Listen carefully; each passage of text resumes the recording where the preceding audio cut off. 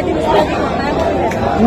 Police प्रशासन किसके हाथ में, आप सभी जानते हैं, लॉ एंड ऑर्डर किसके हाथ में। इसके बावजूद हमारी बच्चियों के साथ आए दिन इस तरह की घटनाएं, 4 साल की बच्ची के साथ इस तरह का जघन्य अपराध जो लोग करते हैं, कैसे दिल्ली पुलिस को संरक्षण गिरफ्तार कर लिया? ऐसा होता क्यों है, आप बताइए ना मुझे। अभी हम 4 महिलाएं भी खड़े हो गए, अगर आम आदमी पार्टी के बारे में छोटी सी बात भी करने लगा सीखते हैं, बल्कि मेरी वीडियो देखो कैसे सीखा पुलिस वालों को सीखा है, लेकिन ऐसे दोस्तों का महिलाएं सिर्फ उन्होंने झोले में आरक्षण दिया है, बाकी कागजों में करते थे काम, लेकिन जमीन पर डर लगता है हमें रात को घर से निकलते टाइम। बच्ची भी क्या बीती होगी, 4 साल की बच्ची थी, क्या बीती होगी उसके परिवार वालों, उसकी माँ पे डीसीपी मैडम एक महिला हो गई, अभी तक बाहर नहीं आई। कितना टाइम हो गया, हम लोग कहते हैं कि भाई मिलो यहाँ पे आके बताओ आपने क्या कार्रवाई की। अभी हमारे सभी साथी आए हैं, महिलाएं आई हैं, हम इनसे पूछो कि कैसा लगता है, आप सबकी रूह काट जाती है कि यार अरे किस तरह से हमारी बच्ची के साथ उसने कैसे बर्दाश्त किया होगा, उसको शर्म नहीं आई यार। मोदी जी का एक स्टेटमेंट गया, बोले नारी शक्ति की जब वो बात कर रहे थे तो उन्होंने कहा कि हम कुर्बान हो जाएंगे देश की माताओं बहनों को। मर जाना चाहिए मोदी जी को। हालात है, महिला सुरक्षा के नाम पे तो 0% काम किया है। महिलाओं के साथ कितना बुरा हो रहा है, आज 4-4 साल की बच्चियां सुरक्षित नहीं है, महिलाओं के साथ रेप होकर उनको सड़कों पर नंगा करके घुमाया जाता है। ऐसा सिर्फ और सिर्फ भारतीय जनता पार्टी और नरेंद्र मोदी के राज में हो सकता है। तो मैं आप सभी से यह कहना चाहूंगी साथियों, जिस सरकार के राज में आपकी बच्चियां सुरक्षित नहीं है, आपकी बच्चों के साथ ये 4-4 साल की बच्चों के साथ रेप हो रहे, उठा के फेंक दो ऐसी सरकार को। इस बार चूक मत जाना, क्योंकि अगर आप लोग चूक गए तो फिर दोबारा से हमारी बच्चों को साथ ही एक जघन्य अपराध होते रहेंगे। हम लोगों को डर लगता है सड़क पे निकलते समय। ये देखो महिलाएं हमारे साथ खड़ी हैं, आप सब कुछ पता करो क्या कुछ कहेंगे। मैं बस इतना कहना चाहती हूँ मोदी सरकार जी से, हर घर में एक बेटी है, बेटी के साथ जो इतना कुछ हो रहा है, ये क्या कर रहे हैं, क्यों अपनी गद्दी में बैठे इस्तीफा दे रहे हैं, ये महिलाओं के लिए कुछ कर नहीं रहे हैं। क्यों हर एक दिन एक बच्ची का रेप होता है, छोटी सी बच्ची, वो क्या बिगाड़ रही है किसी का? क्या उनके पास बहन बेटी नहीं तो दूसरे की बहन बेटी के साथ ऐसा कुछ होगा? क्यों नहीं पुलिस कार्रवाई कर रही है? घर में लड़कियां हैं, तो प्लीज उनको बोले कि बाहर आए, एक बार बात करें, बाहर आ तभी तो बात होती है।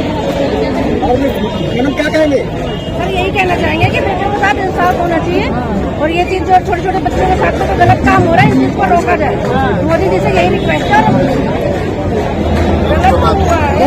बहुत गलत हुआ है, मेरे घर में भी 2 बेटियां हैं, हमारा पुलिस को आप जाती है रात को, मोदी सरकार इस पर लगाम लगाना चाहिए। 10 साल हो गए मोदी सरकार ने कुछ काम नहीं किया। जुमला देश विकसित हो रहा है, एक काम बता दो जो मोदी सरकार ने किया हो, एक काम बता दो, क्या काम किया है 10 साल में? कुछ नहीं किया है, सिर्फ जुमला है और कुछ नहीं है। और जो काम करते हैं उनके लिए जेल में डाल देते हैं। हम भ्रष्टाचार नहीं रहने देंगे। भ्रष्टाचार सबसे ज्यादा भ्रष्टाचार तो बीजेपी सरकार में है। जो भी मंत्री होता है, जो भ्रष्टाचारी होता है, उसको अपने साथ मिला लेते हैं, वो सब दूध में धुल जाते हैं, वॉशिंग मशीन पाउडर में। ये जो यहाँ पर हो रहा है प्रदर्शन, अभी आपने एक जिक्र करा था कि महिलाओं आरक्षण का 35%, लेकिन उस 35% में आज तक ये नहीं क्लियर हो पाया कि उसमें किसको कितना दिया जाएगा। SC को, ST को, OBC को, इस नाम पे जो सेंट्रल गवर्नमेंट है वो बिल्कुल चुप है, सब कुछ खाने पे। वो भी जो है एक 35% का जो इन्होंने ये मुद्दा दिया है, नारा जो दिया है, ये भी एक जुमला है इनका। ये कुछ चुनिंदा वर्ग की महिलाओं को आगे लाने का इनका अपना एक षड्यंत्र है। मोदी जी ने यह कहा कि अपनी बार जो प्रधानमंत्री बनके आएंगे, जो भी समस्याएं हैं वो सारी हल हो जाएंगी। मोदी ने अगर ये कहा कि जो समस्या खत्म हो जाएंगी, आज रह गई है। 10 साल से मोदी जी सरकार में है, 10 साल से मोदी जी सरकार में है, ये आप भी जानते हैं। आपके माध्यम के, आपके चैनल के माध्यम से मैं पूछना चाहता हूँ कि 10 साल के अंदर रोजगार के ऊपर, भ्रष्टाचार के ऊपर, शिक्षा के ऊपर और ये विकास के ऊपर कितनी बातें करते हैं, या क्या कार्य किया है? कोई बताने वाला है? सेंट्रल गवर्नमेंट को बताने वाला है, या कोई हमारी मीडिया को बताने वाली है कि शिक्षा के क्षेत्र में क्या क्या किया है, स्वास्थ्य के क्षेत्र में क्या किया है, या रोजगार के क्षेत्र में क्या किया है? हमारे जो युवा हैं उनको रोजगार नहीं मिल रहा है, तो वो भटक रहे। टीवी में तो चल रहा है ना कि अपनी बार 400 पार। देखिए ये 400 पार जो है, अगर EVM है तो सब कुछ मुमकिन है। ये 400 पार जो है पब्लिक का जनाधार नहीं है, ये ईवीएम है तो मुमकिन है। अगर ईवीएम कह रहा है कि मशीनों में कोई गड़बड़ी नहीं है। हम मानते हैं, आपकी बात को मानते हैं कि मशीन नहीं, चुनाव आयोग कह रहा है, हम मानते हैं बात की गड़बड़ी नहीं है, लेकिन हमने एक सुझाव दिया है कि मशीन के अंदर जो है एक पर्ची निकलती है, आप भी जानते हैं उसको, है?